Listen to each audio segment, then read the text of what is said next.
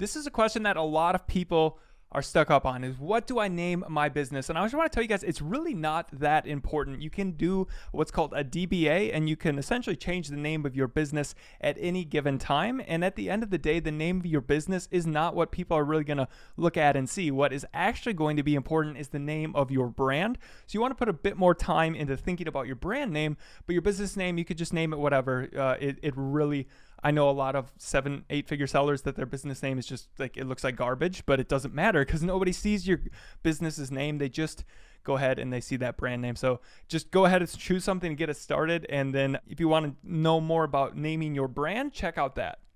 Yeah, one thing that I forgot to mention is you need to make sure that there's not another company with that name, because you might run into a cease and desist letter, and they might make you change your business name. So what you could do is you could just go look up for your state and federally if there's any other companies with that name. Now, you can generally have a same name as a different company if it's in a different state, because there's a lot of companies that have kind of the same names for general, like lawn services and stuff like that. But in general, if you're doing a physical products brand, you want to make sure there's nobody that has a company name that is your company name you're choosing, or very, very similar, so that you don't run into any issues going into the future. So just a quick tip on that.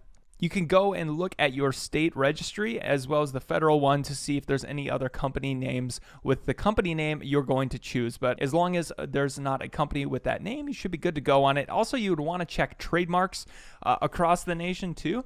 So if you go to a trademark database, what you could do then is just look up that name. And obviously, there's like Pikachu is a trademark of Pokemon, so you would not want to name your company something with Pikachu, because you're just probably asking for trouble. So just some quick tips to avoid there, but it's generally wide open and generally not that important. What is more important is going to be your brand name.